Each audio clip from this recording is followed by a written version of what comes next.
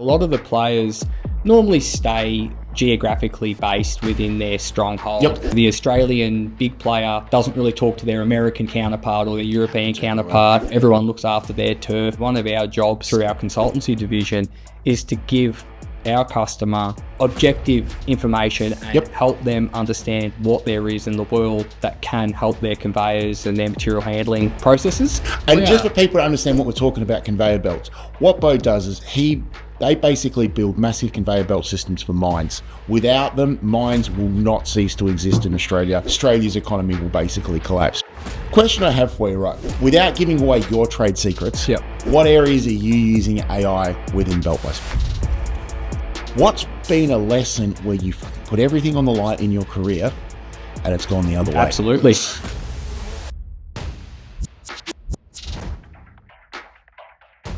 Hi all, we're back again. Another podcast. What's going to happen today? I have no effing idea, but I have a dear friend of mine, Beau Weiss from Beau Weiss, and Beau and I have known each other, what, 3 years? 3 or 4 years we've been working together on and off. And we're going to have a little chat about his new venture, what's going on in the market. We're also going to have a chat about mindset, the odyssey of leaving a big corporate entity and starting on your own. Welcome aboard, sir. Thank you very much for having me. Appreciate it. You're very welcome. First question I have for you. How's it been? What have you been up to, sir? It's been interesting. It's been good. I've enjoyed it. There's been plenty of swearing and plenty of scotch along the way, but it's been fun. So going from that high end corporate large scale model for many years back into the private sector, you know, being my own boss again and looking after a team that's a little bit more personal has been interesting, been a bit of an adjustment, but we've enjoyed it. There's been lots of travel given the footprint of the company now and having a few international divisions and consultants and teams working for us, which I love. Like obviously the engagement and the travel between Singapore and Vietnam and other areas has been a bit different, and I've really enjoyed that. And just the focus on, I suppose, the aspects of the business that I enjoy, and making that the key area of emphasis for us has been really fun. And I guess it's been something that we've all been able to focus on and grow with, which has made life more enjoyable. So what you mean is like you're finding a new connection with your work. You're finding a new purpose. There's a different reason to get out of bed in the morning now. Yeah, absolutely. Like, so I would say that not that it wasn't enjoyable beforehand, it very much was. But as you would know, you eventually get to a point in a career when maybe your role starts to feel less like it was intended to be, and you become more of a politician and you are very good at diplomacy, sir. Yeah, I try my best in between the swearing and the headbutts. But it definitely got to the point where I guess I lost that thing that I enjoyed the most, which was really improving things for the customer, getting down to the nitty gritty on the design and optimization, and that engagement at site level, and just having those moments of clarity when you actually get something created or something to the market that's a little bit more, yours. Well, I appreciate understand exactly what you're saying. It's like your idea, write it down, you think, geez, that could be a good idea. You see an opportunity, and then sort of see it coming to fruition and actually developing. Now, I'm sure even belt-wise, what you thought it was going to be and what it's developing into now is two very different things. Yeah, 100%. I think the Vietnam thing's brilliant. I've been to Vietnam. I've seen their manufacturing up there, and geez, it is on point. It is, yeah, it is very much so. They understand the product. They probably understand a lot of things that you don't even understand. And well, hang on, that's not going to work. How, do you see more of your production coming out of Vietnam? I do, yeah, I do. So you bang on. Vietnam for me was a brilliant move. geopolitically, it's fantastic. Yeah.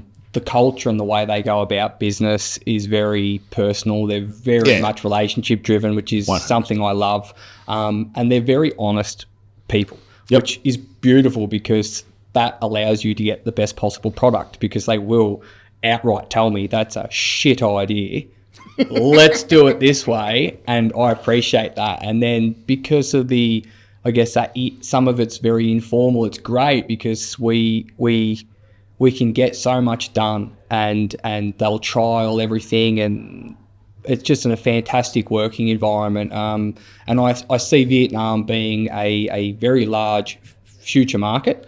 Obviously in certain aspects of manufacturing, etc., engineering, they're probably a little bit behind, I guess, where the China and others were, just due to them having the historical advantage. But some of the market is very much there and above. And and I think, moving forward, we've got some pretty cool things in the pipework. So you've got the right factories in place. Yep. You've got the right management in place. Yes, absolutely. The brand is strong. So what you're basically telling me is Beau Weiss is going to be very fluid in, your clients come to you and go, hey, that, and you don't have the restraints of a corporate structure.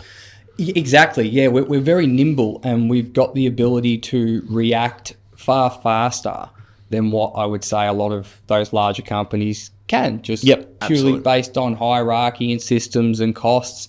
And I love that, because that's one thing that I struggled with in the last couple of years, was that inability to move as quick as I would have liked to. And that's just the way big business is. And the fluidity is fantastic, and I think it's an advantage for us. Well, it is, because, I've known you a long time, right? And, we see that, you are, as far as I'm concerned, one of the leading people in conveyors in Australia. I don't think there's many that has the type of knowledge that you have. But I guess it also came to a point where you had to step out on your own again. How was that process? How was that odyssey? Was that 10 years ago I decided to move to Melbourne over a weekend? Yeah. Fuck Perth. Nothing against Perth. I love Perth. I have really good friends there, but I needed to change. Everyone knows my story. So please don't send me DMs saying I hate Perth. I don't hate Perth. I just needed to change. But how have you had to change as a managing director from what you were doing previously to what you're doing now? What was that odyssey look like? Yeah, absolutely. It was very sporadic. So I had no intent of leaving my past life. I very much loved it. Yeah. And then had a great relationship with the people and the customers, and it was very much sporadic. The market was shifting. There was a few things happening in Australia and Australasia that I identified and thought, you know what, I'd kind of love to get back in or maybe focus more on that. And I just very much, same as you, over the course of maybe a weekend or two, a few scotches and a few chats with some mates, and I went, you know what, I'm gonna get back out there and do it myself. And it was very sporadic, and it was very different, very fun. You've mentioned Scotch a couple of times. What is your favourite, Scotch of choice? Oh, look, I'm a single malt fan, but without sounding too toffee-nosed, I don't mind a Macallan 18. I'm going to introduce you to my mate Neil Rose from Referee. You boys will get along well. Yeah, I love Scotch. I'm very much a Scotch fan. I've got an idea for you. Listen, if you're wanting to do business with Beau, send him a bottle of single Scotch malt. Please. If you want to do business with him, just send it with a little compliments card. He'll definitely appreciate that. Okay? Scotch is a winner, mate. He is self-funded. He is running Beau Weiss on his own. Anything can do to help, to get the things juices flowing. Get the juices, creative juices flowing. My other tip is, don't just send him a LinkedIn request after this and hit him over the head with a sales request, because that just doesn't go down well. I had a couple of people on the podcast that would be happy. Okay, so the minds had to shift. You're back very much in front of this, moving forward. How do you see I go on about personal brand, posting to socials, doing this podcast, getting great guy people like you. So that's what I'm doing there. What ideas are you thinking that you need to move your business forward? Because there are a few players in your space. Absolutely. So a few of the ideas that the team and myself have been, playing with to develop the brand is obviously stuff like this, and even getting into the podcast space ourselves from a conveyor standpoint. Because it's a niche area. It's a weird and wonderful area that a lot of people don't know a lot about. You've had, you're familiar with it and dealt with it through your life, and it's cool. Like, I find it cool, but I'm a bit of a belt nerd. But we really want to maybe bring a little bit more emphasis and highlight a few areas of the market through good marketing, good conversation, fun conversation.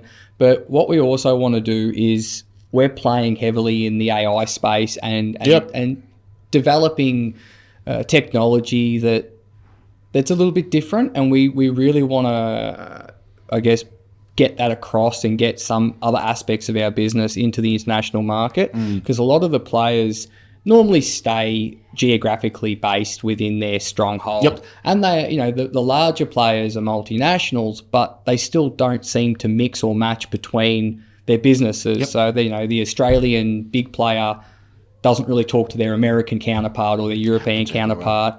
Everyone looks after their turf, and as a result, from my experience, I've seen so much really good knowledge and products and technology that has never cross-contaminated the market. So America, big player one, has some really cool stuff that Australia should have, and vice versa. But it just, for some reason, they don't all talk at that big level, and even at the smaller level, where we want to. One of the benefits of all the experience that we've got is we're trying to objectively bring some of that cool stuff, some of that really helpful technology and mechanical engineering to the market, regardless of whose tech it is. If it's good for the application, or if it's the right belt or the right scraper, it doesn't need to be our brand. We're trying to optimize and improve the customer's systems and capabilities. So if some company has something really good in America or in Europe, and it's suitable to an Australian customer, we'll make them aware of it. And that's one of the things we're trying to do is just help the market understand that there's more than what they see just in the Australian market. And one of our jobs through our consultancy division is to give our customer objective information and help them understand what there is in the world that can help their conveyors and their material handling processes. And as such, that's kind of something we're trying to figure out. How do we do that on a global scale? How do we help not just people in Australia, but companies all over the world in the material handling space understand, I guess, what there is and how that can be synergistic or helpful everywhere. I love that. So what you're basically telling me is you're the Swiss equivalent of the belt conveyor. We're trying to be. You're Switzerland. And just for people to understand what we're talking about, conveyor belts, what Beau does is they basically build massive conveyor belt systems for mines. Without them, mines will not cease to exist in Australia. Australia's economy will basically collapse because mines need conveyor belts like you would not believe. So people going, conveyors, what are they? Big stuff. But question I have for you, right, especially around AI, every industry, every business that doesn't evolve with AI, I think is going to be out of business in the next 2 years. Like, done. Especially with a design and mock-ups and what AI, I send James stuff all the time about, we're just seeing what's happening with AI. Without giving away your trade secrets, what areas are you using AI within Beau Weiss? Sure. I absolutely agree. AI is very much the future in a lot of industries, and I think people who don't learn it or try and evolve with it will find themselves at a disadvantage. I am by no means an AI expert. That's why I don't think either of any of us are. That's why I rely on people much smarter than me in Singapore who are part of my team that are amazing, and without them I'd be in trouble. You'd be I'd be fucked without them. They're guiding me in the right direction. But what we're doing is we're utilising AI to better identify, I suppose, deficiencies in a system. Okay, what is the definition of a deficiency? So let's just say that you've got a very, very large conveyor system, 20, 25, 30 kilometres, 10 kilometres. There's a lot of potential components that could be defective. You know, you might have bearings that have failed on a roller. You might have a big gouge in the belt. You might have pulley lagging that's, worn, which is causing slippage and drive failure. Now, to inspect or review that system, you need manpower, and that's a lot of men and a lot of hours to walk a system that size and look over so many components. And normally, that's just not naturally the way those businesses will run, because let's say it's gold or it's coal or it's a commodity that runs on production and you need money. They don't want to stop. They don't want to stop. I could see you massively fighting with the mines. Exactly. And it's a huge You know what's going to happen, and they're like, but we can't stop. If the gold price is up here or the coal price is here and there's a potential premature failure or risk, if it's not catastrophic or they think it's not, they won't stop because they've got targets to hit, and that's fine. So what we need to do as the experts or the SMEs is we've got to come up with ways to allow them to maintain production but still identify and improve the viability of their plant. Therefore, we're using particular AI technology which can allow them to essentially do something in 2 hours that would take 2 weeks. And there's a few... I love that. Yeah, and we've got a trial happening at the moment. Can't say too much, but it's a cool trial happening. We've used the Asian market, Singapore specifically, and it's fantastic. Through the use of some cool tech, we can essentially do a very complex inspection and feed that information into a system which then produces data for the end user. And then what we're doing is my very intelligent 2 gurus are working on that to be an evolving, ever-learning algorithm. So like a person... I'm going to ask you more about this. Yeah, so like a person who any tradesman or splicer or engineer, the more exposure you get to something, the more you know about it, and you start to learn. Okay. This is the same. The more it sees these particular deficiencies or errors or issues, the more it recognizes it. And then it starts to become naturally trained to observe better, faster, and then to essentially scale the risk or identify the risk profile. So it can then feed the information not just to the customer as an identification scale, but a probability of risk. You've got this, and this, and this is the probability of risk. These are what your failure events could be based on what we're identifying, which makes it not just random descriptive data. It's value add. It's usable from an operational standpoint. So then a company can make an executive decision with that information to stop the plant. It's worth us losing $5 million of production because we could lose $100 million if it fails. Or, that's going to be a $50,000 repair. We'll wear it because we've got the time and the money because of production.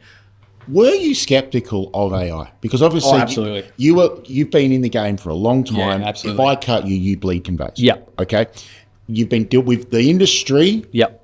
In their different silos around the world have been doing it the way that they're doing it. Right. And you've seen what the Americans are doing. You've seen what the Europeans are doing. You want to take both techs and you want to bring it to Australia. Yep. You're then bringing AI on top of that. Yep. You're skeptical. You're now convinced, you're on board. How have you gone about convincing the mine managers, the maintenance managers, managers that you now have AI that's telling you and telling them that something is about to happen, and they're arguing with you that you're full of shit and that's not going to happen? What happens in this situation? So this is interesting because, as you know, in this industry, it's old school. A lot of us have been. You guys around like a good fax machine. Yeah, absolutely. Still running smoke signals in some places. Like we're old school. Where some of us are rock apes, and and it's just the way it is. And that's the mining industry. Like, you know, there's good old school tradesmen who rely on grit and, you know, this is what we see. And if we can't see it, we don't believe it. And this is the way we've always done it. And it's worked out well.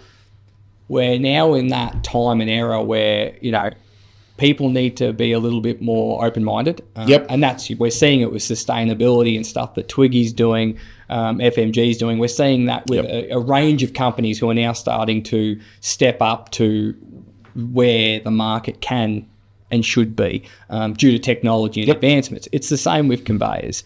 And I've got to admit, some companies that I've been dealing with have been far more open to it than I thought. And some have been the opposite, as you said. And the only way that I've managed to, or my team's managed to convince them to get on board, is to put our old fella on the chopping block, I suppose. So we've had to put our money where our mouth is. So there's one particular customer, and I'm very big on accountability. I believe if you're not willing to put yourself out there, don't do it to begin with. So one particular customer, we said, well, let's set KPIs. Let's work out a plan, and you don't pay us $1. You don't pay us a cent until it does. Respect. Well, fuck. Yeah, and I could have lost a lot of money. And I, don't get me wrong, I walked away and I was very much nervous for many weeks. But we were confident, and I was confident. And if it didn't work, worst case scenario, I lost some money. I put my tail between my legs, but it would have been a learning curve. And that's what I like. I'll use everything as a learning curve. And as far as I'm concerned, failure will eventually lead to success if you use it correctly. So we did. We put our. I like you were accountable, right? We were. So what you're trying to say for people to watch is practically backing your skill set, because people look at us, managing directors. You guys have got it all sorted out. You're fucking this, we got the fucking private jets. We got everything great here. Couldn't be further from the fucking truth.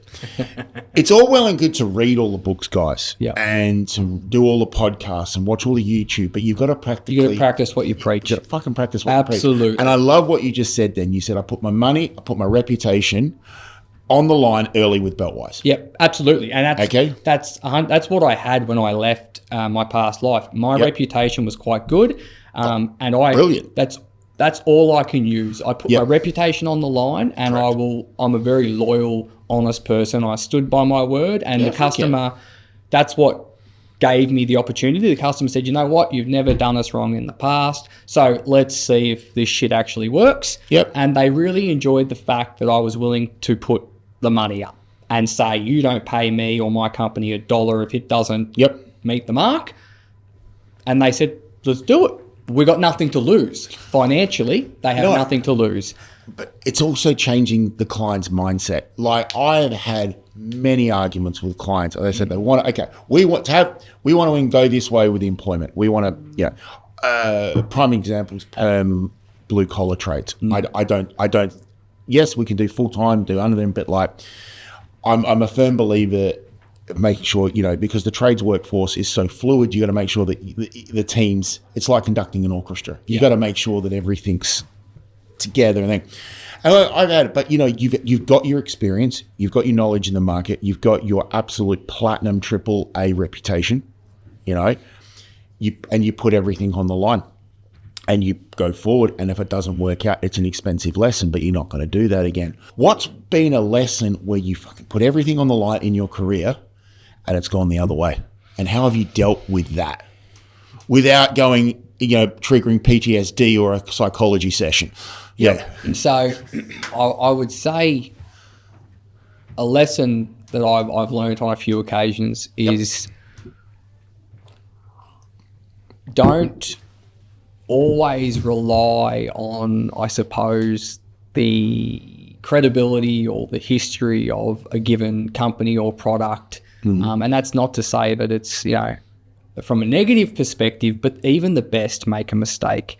And this is where I got caught out a few years ago, and a couple of times where I got too comfortable with, I suppose, the the credibility of particular products or things where I maybe took my eye off the prize in regards to diligence because I just expected that particular product or service was going to be tier one. Beautiful. Yep. Nothing would go wrong. Very much mistaken. Products were supplied that were not to the spec and what we wanted. Or the expectation. Exactly. Yep. And that was a quality issue, which, you know, everybody involved learnt from it. But again, it was a very big reminder that regardless of how good the company or companies may be or the expertise, mistakes happen. Unforeseeables occur, and you've always got to have your eye on the prize and not get complacent and not ever let that competency or that ego get in front of the fact that it doesn't matter how good you are or you think your products are, something can always go wrong. Yep. And where that was a big learning curve for me because it bruised the ego a bit because I was the one directly dealing with the customer and handling the project. I wasn't the one manufacturing the goods, but we're all one team. I should have probably been a little bit more hands-on inspecting some of the stuff. As part of big business, a lot of moving parts. But it was a very, you know, and I got to say, we all recovered very well because the way it was handled post issue was very professional. I guess the issue with your equipment is it's big, it's bulky, and it's very heavy. Yeah. So when something goes to site that might not have been spec, it's not exactly if we can just put it in the back of an Uber and chuck it back in a courier. Very much not the case. And that's the thing. It is expensive to fix a mistake or a fuck up. And it's also an inconvenience because it's normally time critical or project critical. So like I guess that was a big learning curve for me, was to triple check everything and not rely on our historical or the reputation. Yeah. So what you're basically, from my understanding, what you're trying to say here is you had belts go to site that weren't up to your spec. Yeah, absolutely. We've had a long trading history with these people. Yep. There was no reason why this stuff shouldn't have been. Exactly. It was wrong. Sounds like the client was a little bit upset about it. Yep. Obviously you got it sorted, but it's also lead times. It's also you becoming a magician and trying to move another production from maybe someone else and send it there. Yeah. So basically what you're telling me is in order for anyone to be successful, right, you need to understand what the issue is. Yep. You need to be direct. You need to be diplomatic, but at the same time as well, you need to stand your ground. Yeah, absolutely. 100%. And another thing that I've always been a big proponent of, which a lot of the boys who have worked and girls who have worked for me over the years. You got good people. I do. I've been lucky, like in my past life and the new company, I've always had the pleasure of working with a lot more good people than not so good people, which has been fantastic. But what I've always, especially in this game, is you can really tell someone's experience level or their fortitude when something goes wrong, because everybody's good when the world's good and everything's fantastic. But when something turns to shit and something goes wrong and a product isn't right or a service isn't right or we've under-designed something, how you accommodate that issue and how you engage with the customer is really going to show the level that person or that company's at. And that's one thing I've really put a lot of emphasis into, is being ready for when something's not right. Because regardless of how long I've done this for, how good my people are, statistically and inevitably something may not go right. Correct. And I really pride myself on my team and myself being accountable and having the ability to rectify and be ready for that, and to have a strong enough relationship that we can fix anything that may not have gone to plan, or something that we may have underestimated. Now, we do our absolute best to ensure that never happens, like most companies, but when it does happen, we wear it on the chin and we fix it, and we make sure it never happens again, or we learn from it. What processes have you put into place to minimise your belts going to site wrong?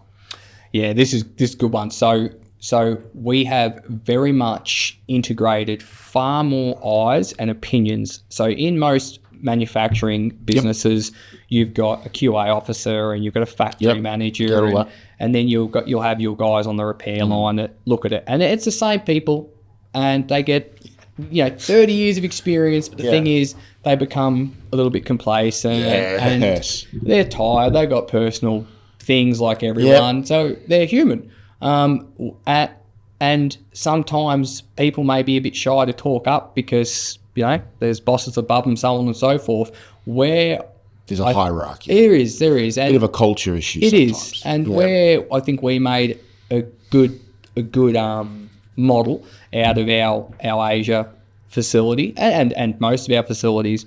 We have a very open dialogue. Good. And we've made it pretty much a rule that we can't take anything personal, and anything that is said in a professional context for the betterment of the company is to be water off a duck's back. And we've sat down with the boys at every level. Yep. And you can call me every name under the sun if I'm not listening, but you've got to tell me if something's wrong and I've made a mistake or I've not seen something. Don't be shy. And we've integrated a bit of a process which is actually ironic.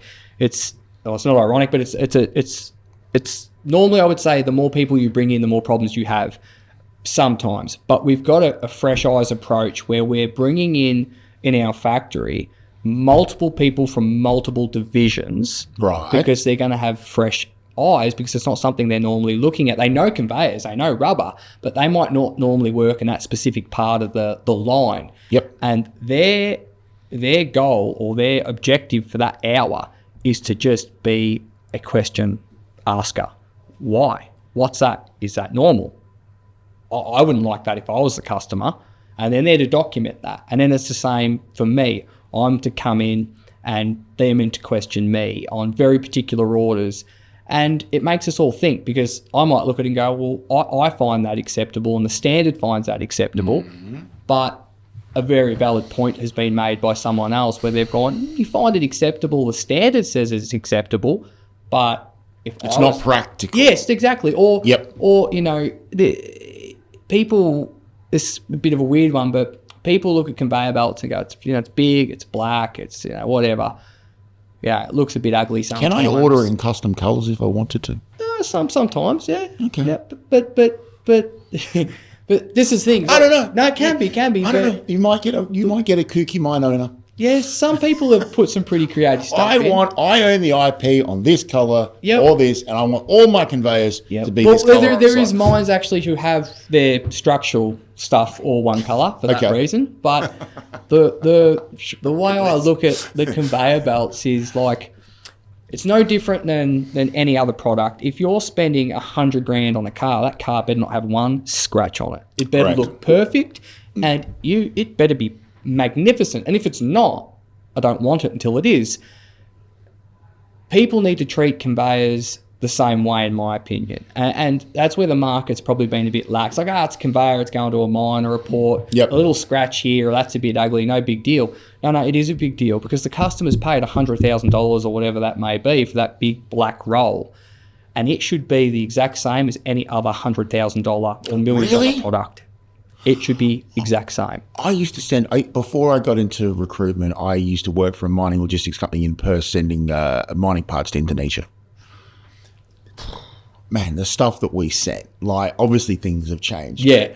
I find it bizarre considering how big your gear is. Yep. That you've got mine sites that go, if this doesn't look a certain way or if it's not wrapped a certain way. I can understand if it was going to Gorgon or some, A-class reserve where they're mining, but I find that fascinating. But I have a question for you. So you've designed something, right? Sure. It's spec, tick, tick, tick, tick, tick. Yep. Delivered, done. But it's practical, because inception to practical, inception's good, practicality is a different thing.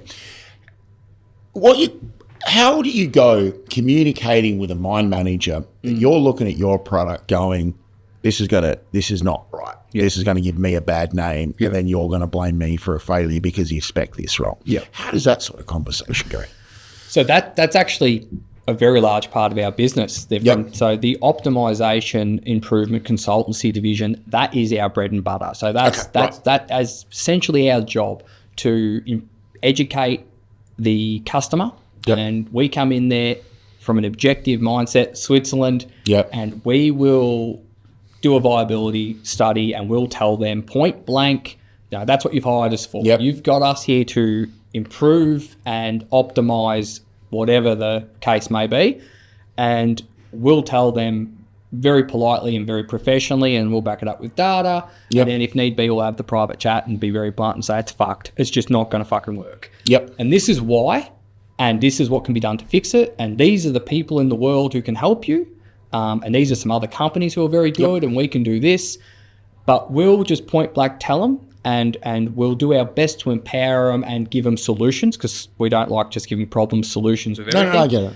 And if they don't listen and they don't want that, and they want us to proceed forward, we don't. Waivers are signed. Well, we normally, to be honest, that's the benefit of being private now. We'll politely shake their hand and say, this isn't for us. We're not the best company for you if this is the path you want to take. Because they've done it a certain way for so long, and they're still going down that. And then that kind of is counterproductive to hiring that part of our company. If you've got us there to optimize and improve your business, and then once we give you a heap of optimization and improvement recommendations, and we've clearly told you this is not going to be viable and you're not going to make as much money or as much production as you could, and then they just outright squash it, well, they've just wasted money on us and wasted their time, and then they've wasted our time. And that's where a reputation is so important. I'd much rather shake their hand, not take their money, because I could just walk in there going, no worries, sign the waiver, we'll design it all for you and we'll make millions of dollars and happy days. I don't do that. Until it goes patient. I don't do that. If I can't give them the best possible product and outcome, then I will politely tell them maybe this company would be better suited to get you your outcome. But it's not for us. Because we're all looking to improve, and we could do a whole podcast on technology and improvements we've done in the business. But where do you see the conveyor belt industry going? Is it going to be more a wear thing, or is it going to be more of a service thing where, where's the whole industry heading? Because without you guys, the whole of the economy in Australia comes to a point. Absolutely. So you're right. You said it perfectly before. A lot of people don't realise how important conveyors are, but just to give a real quick glimpse, everything, or at least 80% of what people eat, play with, comes from a industry that uses conveyor belts. Every commodity is on a conveyor belt, whether it's lithium, coal, gold. Most of your food is packaged or comes on a conveyor belt. Grain, ports, conveyor belts. Everything's conveyor belts. If it's not conveyor belts, there's rubber lining involved. Rubber and conveyors are everywhere and in everything. So they're critical. And it's a very niche market that has a massive shortage of expertise and people and splices. And where I see the market heading in the future from I suppose, a potential downfall is expertise is dropping off, because there's just a limited number of people who are in the game long enough or staying around. All those people who were the leaders and at the forefront, they're retiring. They're at that generation where they're leaving, and sadly there wasn't enough younger guys coming up who wanted to learn and stay there, or they only stayed in one particular area. I'm just going to be a belt splicer my whole life. I'm just going to be an engineer my whole life. Yeah, I get that. So we're losing people. And then the other thing, which is another reason why I started Belt Weiss, and this is just my personal viewpoint. 100%. Everything's personal. I think there's too much negative competition. There's nothing. And Explain that a little bit. What do you mean by negative competition? So I believe competition is healthy, and I also believe that foes can be friends. There's 100%. Exactly. There's mutual respect among enemies, and I've always been that way. I've always worked in with everybody. I've tried to anyway, and I'll always give kudos when someone, even a competitor, does something really well. Like, bravo, I like it. There's nothing. I do it the same. I'll congratulate my competitors. I'll repost their recruitment stuff on my page. Drives a couple of recruitment owners a little bit, because they get a bit upset by it. Yep. Because they find that are you taking the fucking piss? No, I just genuinely think it's impressive. Absolutely. Yeah, absolutely. 100%. Okay, question I have for you. Yeah. You talk about staff, and we all need staff. I own a recruitment company. How do we attract people to the conveyor industry?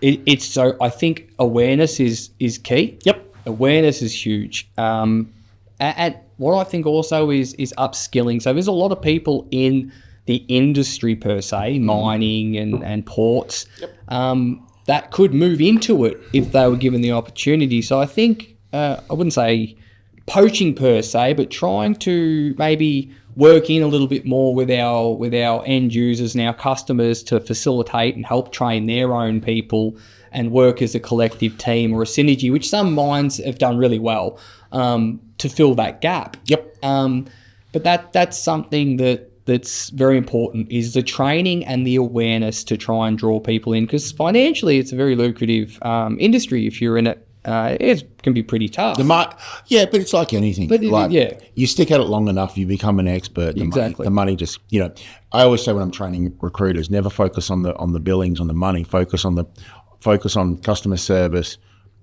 execution of getting the job filled. Focus on good recruitment practice, and the rest will take care of itself. Exactly, 100%. And that's very much my motto. As long as you have the service, the quality, the safety under control, the money will come. If you do a good job and you're a good person, good things will happen normally. You are very much in demand, because every time I'm trying to call you, you're on a plane. I do a lot of travel. We've got a lot of interstate. A lot? Yeah. What's your definition of a shit ton?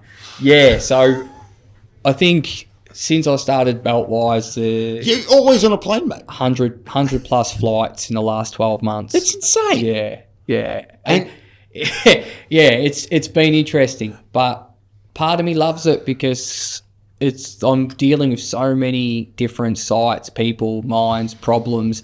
It stimulates the mind. I haven't seen you this happy for a very long time. It's the happiest I've been in a long time.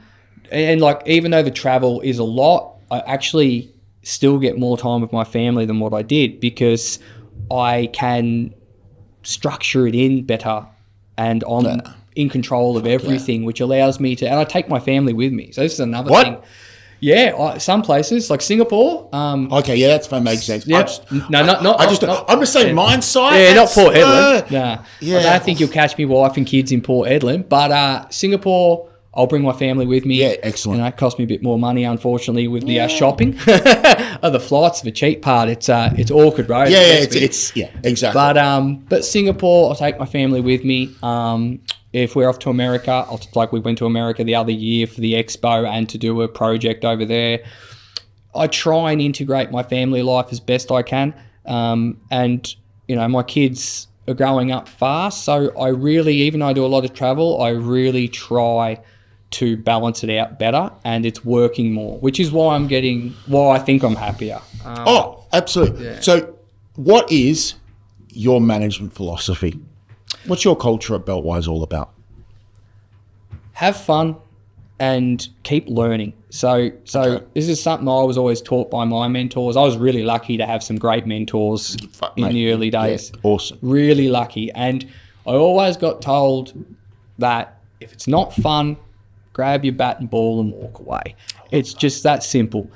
If it's not fun, don't fuck with it. It's just that's it. Like, life's too short. If it's not fun, figure out how to make it fun. And if you can't make it fun, then no point. Even if you're making millions a year, what's the point? You need to enjoy what you do, and you need to have pride in the outcome. So my philosophy is have fun and keep learning. And that's for me and my staff.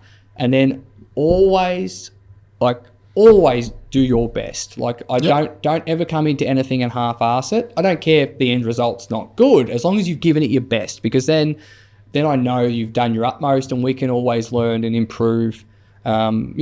to get you to that point or get our end product or goal to that point. But my management philosophy is very people-centric. I like to be involved with my staff, with my customers. I like to be available as much as humanly possible. And I think that goes a long way, because my staff and my customers, you know, they've been amazing. They do the same for me. Like, I couldn't be where I am right now if without It's a some of synergy my relationship. customers. It is very much so. And I've got some customers in the grade industry and the gold industry who have been phenomenal. Their support and the moment I went and started my own company again, amazing. And same with some of my consultants and my staff. They've been fantastic, and I believe that's because of the way I've always been so people-centric. And, you know, I'll pick up the phone at 3 a.m. You need me somewhere at 5 a.m. I need to fly across the world to help someone. I'll do it because that's my job and that's what I've committed to. And I will always do that for anyone, whether that's if it's a customer, if it's a colleague, if it's a friend. They need something, I like to be the person who can give it to them if I can. If I can give them a solution, I will. And as such, that's become my management style, is do your utmost for people. And that will always work out, or at least 9 times out of 10, it'll come back in a positive manner. You know, it's just the way of the world. You do good things, or you try to do good things, and normally good things happen. It's pretty simple. If you're an asshole and you don't do good things and you focus only on the money, it normally doesn't work out well eventually. I couldn't have put it better myself. I was just sitting here going, I could not have put it better myself. Okay, you're a growing company. I see you all over the place, flying all over the place. What's Beltwise going to look like in 12 months' time? What's the vision? 12, yeah, from 12 months from now. Okay, so 12 months from now, we very much see ourselves globally recognised from a technology standpoint, right? And innovation. Right. So we've got a few things happening, which will be released mid next year with a large university or some large organisation. Yeah, and I think it will it'll put us on the map in regards to innovation. So you're already on the fucking map. Jesus Christ! We'd like to be more on the map. Hopefully. Yeah. I mean, if conveyor belts in Australia and your name doesn't come to mind, I mean, please. Yeah, well, it's good. That's good. We like that, and I think in the next 12 months we'll very much shock the market a bit with some of the innovation we're bringing to the market. And in 12 months' time, I would really, really like to have 2 or 3 divisions set up in America. Okay. So what's going on in America? You've mentioned that a few times. What do you, not to go into IP and stuff, but what do you see going on in America at the moment? Well, America's got a lot of similarities to us in regards to the conveyor industry. And there's some really good companies over there. And by no means do I want to come over there and piss on their parade and try and be a competitor. It's more so integrating and working with some of the existing knowledge over there, like I'm doing in Singapore, like we're doing in Indonesia. We're a really good partner in Indonesia. I'm trying to, I suppose, set up a synergistic operation where we can do what I was talking about earlier that hasn't happened really well, but we can fill that communication and knowledge void from the Americas, the Europes, the Australia, the Asia, and really get all those Beltwise divisions working in harmony to ensure the best of each region is getting to other regions, and we can fill that void. And that's one of the reasons we really want to establish these divisions in multiple geographical areas. Is the only way we're going to get further knowledge and access and partnerships and relationships is by being a ground zero. Simply sticking to here is going to create what's already been done. We want to do more than that. Why do you think each region hasn't communicated with other regions? Is it because of relationships with the mines? Is it relationships internally? What's your view on why we've got all these knowledge hubs all over the world and they're not fucking talking to each other? It's normally, look, if it's at the, again, personal opinion, hopefully That's a person. This is personal. Personal This is personal opinion. Everyone watching this, this is just our opinion. Yep. This is You can take this with you a can grain of go salt. You can tell us to fuck off. Yep. You can do whatever you want. Personal opinion. Absolutely. So I believe at the upper level with the Yep. big 5, 6, 7 players in the world, it's normally because the companies are so large and they are operating so far from each other that all they're caring about, which is understandable, is their backyard. They've got that much on their plate. Yep. They've got KPIs. Their management team worries about their KPIs, their area. Yep. They don't give two shits about some other manager's KPIs Yep. in 7,000 kilometres away. So that's normally one of the main reasons. It's just purely the workload and the model. The other thing is at that higher level where the companies are so large, they've got such a complex business model in regards to their array of products, divisions, management sectors, that to orchestrate that and have all of those teams and divisions communicating and sharing at a level that would be viable enough to influence the market, very hard. Like, you'd need to be a magician to do that. And I think, doesn't matter how good those companies are, it's very hard when you've got 100,000 employees and, all these divisions. And those larger companies do an amazing job. They're phenomenal companies and they have great products and people, but it's just, it's too big. That's another reason why I like doing what I'm doing. It's not that big, so I can control it a bit better. In the smaller sector, or let's just say the companies that aren't that big, they're not turning over billions of dollars.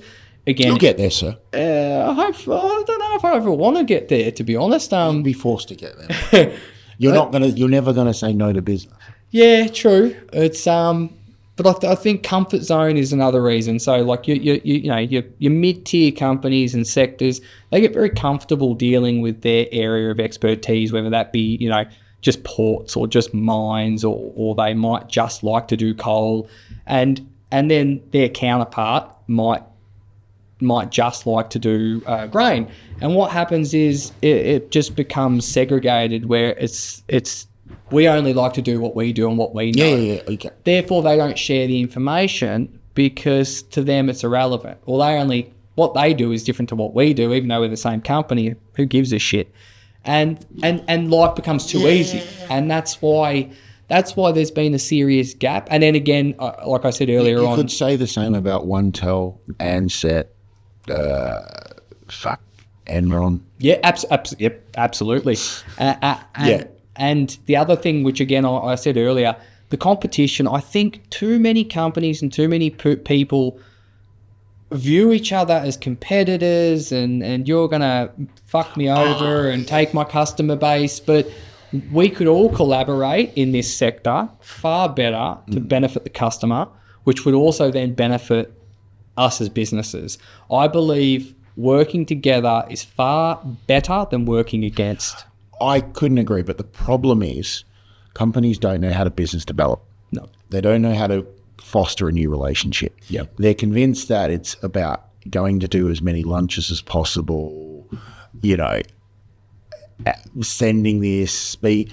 And at the end of the day, talk about this time and time again, in order for a company to grow in this day and age, the founder, the managing director needs to have his own personal brand, and then the company needs to have its own brand as well. 100%.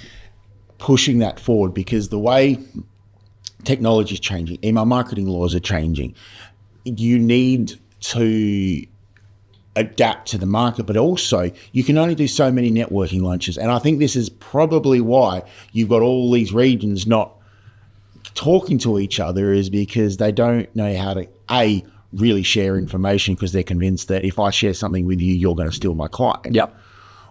At the end of the day, I believe every market is big enough for all, and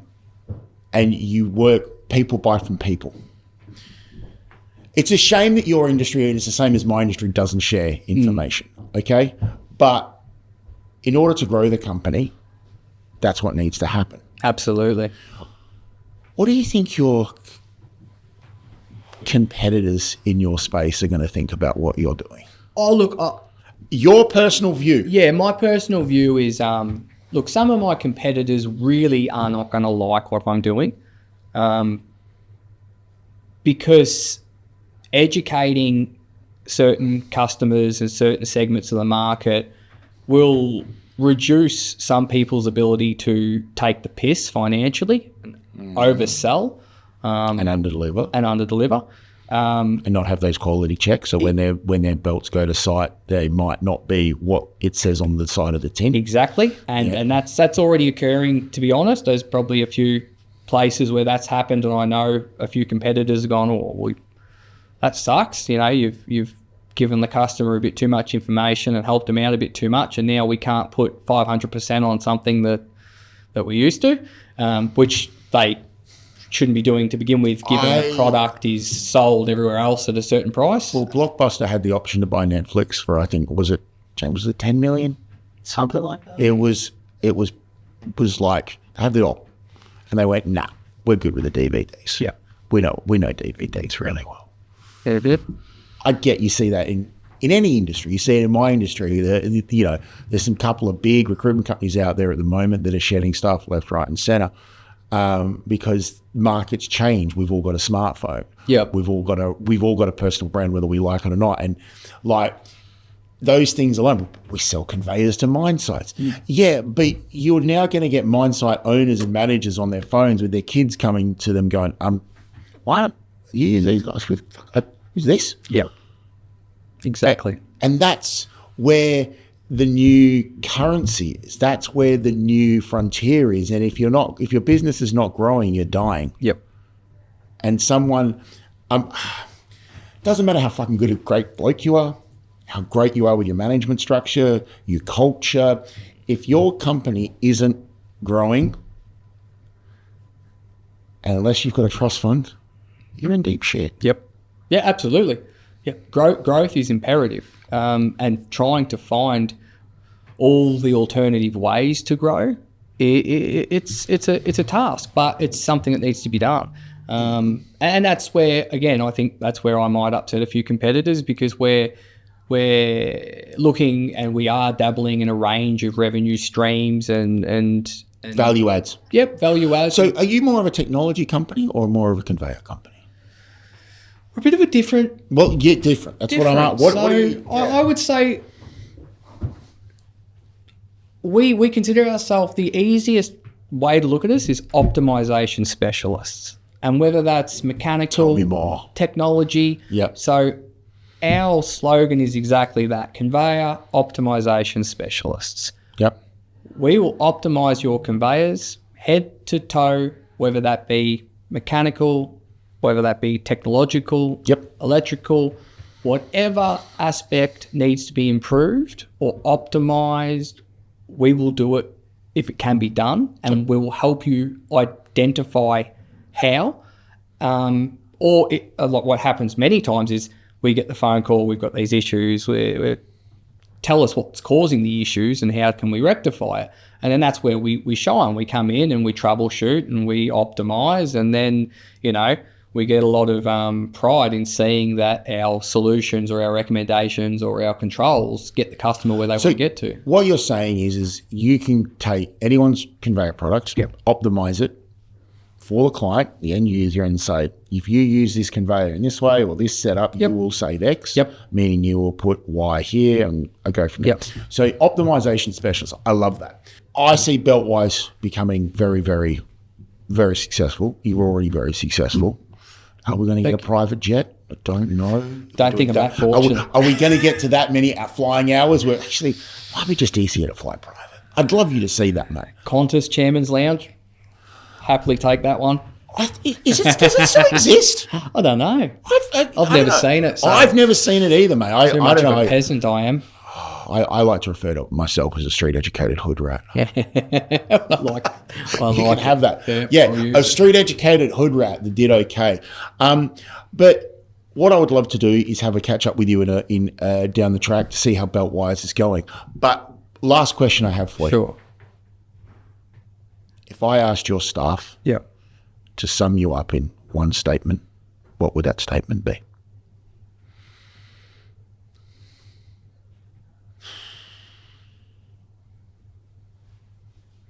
Bring all your staff in, have a chat. I would say obsessive, firm, fair, and fun. Fucking love that. I'm going to get that printed out for you and I'll send it to you as a gift. Appreciate it. Have a little thing, but I've thoroughly enjoyed today, sir. Thank you very much, mate. It's been a pleasure. Thank you very much. Let's have you on again. Thank you.